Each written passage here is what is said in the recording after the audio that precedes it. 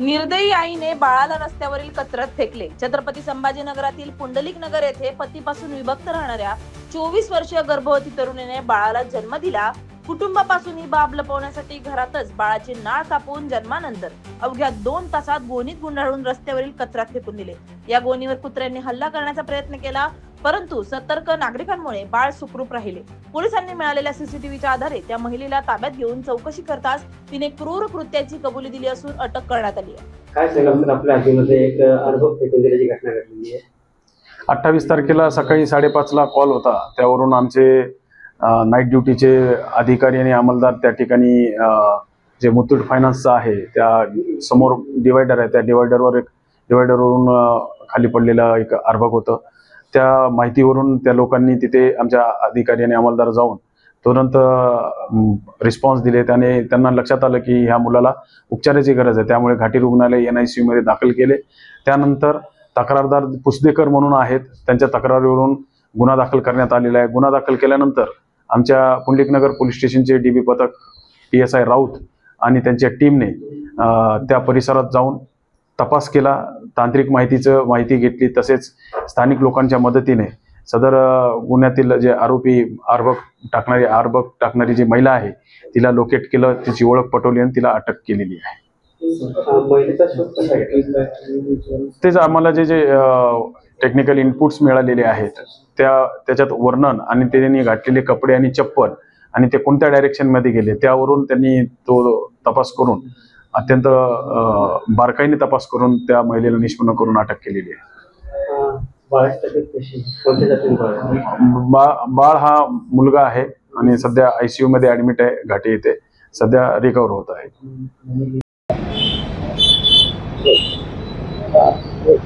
नमस्कार, मी भाग्येश पुसदेकर. काल गावावरून परतत असताना पायी चाललो होतो माझ्या घराकडे. तर आम्हाला एका पोत्यामधून रडण्याचा आवाज आला. मी आणि आणखी 3-4 जण होते जे सकाळी मॉर्निंग वॉकला चालले होते. विजय, निषाद वगैरे असे 3-4 जण होते.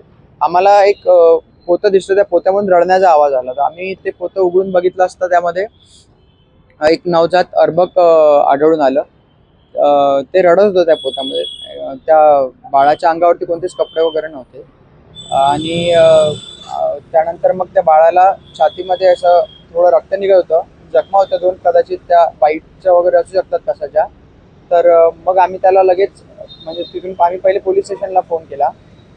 पोलीसमध्ये ती झालेला घटनाक्रम सगळा आधी सांगितला. त्यानंतर आम्हाला बाळाची प्रकृती चिंताजनक वाटल्या कारणाने आम्ही त्याला जवळच्या हेडगेवर हॉस्पिटलमध्ये नेलं.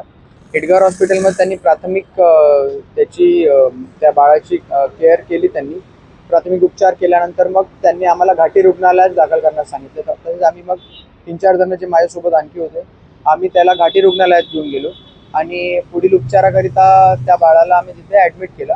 मग पोलीस वगैरे सगळे आले आणि पुढील मग उपचार वगैरे त्या घाटी रुग्णालयात सुरू झाले आणि पुढील प्रकरणाची चौकशी पोलिसांनी बघितली.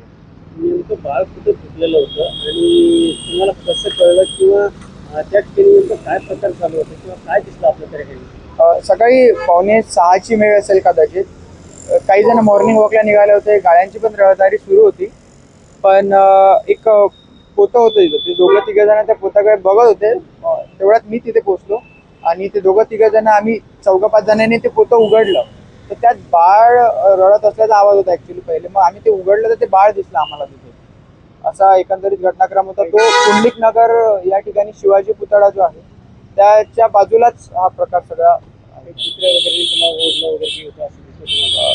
प्रथम दर्शनी असं वाटत आहे. एक्झॅक्टली मी कुत्र्यांना ओढताना बघितलं नाही, पण त्याच्या दाताचे निशाण वगैरे आहे छातीवरती.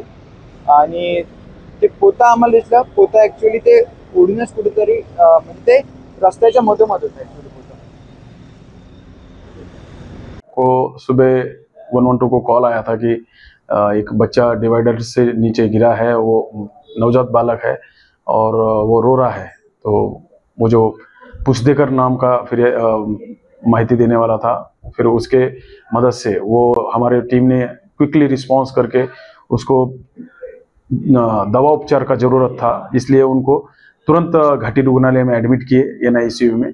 और उसके बाद वो तकरारदार जो था जागरूक नागरिक, इसके माध्यम से हमने तकरार दाखिल किया।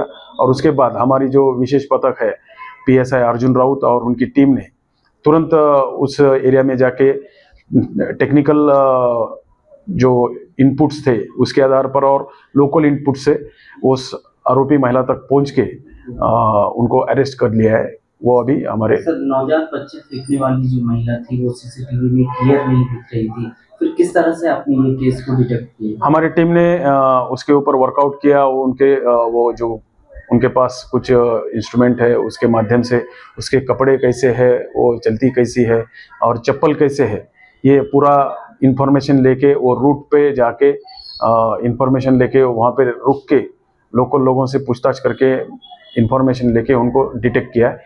अच्छा चैलेंजिंग था लेकिन हमारी टीम ने अच्छे से कार्रवाई की। ये महिला का बच्चा था या फिर किस तरह से ये बच्चा है? हाँ, ये महिला शादीशुदा है लेकिन उसके किसी दूसरे के साथ कुछ अफेयर है, उनके माध्यम से जो हुआ है उस तरह का था। ये वो छिपाने के लिए ये उसने घटना को अंजाम दिया है। अभी बच्चे की तबीयत कैसी है और कहाँ पर? बच्चा अभी NICU घाटी में दाखिल है, वो अभी रिकवर हो रहा है बच्चा।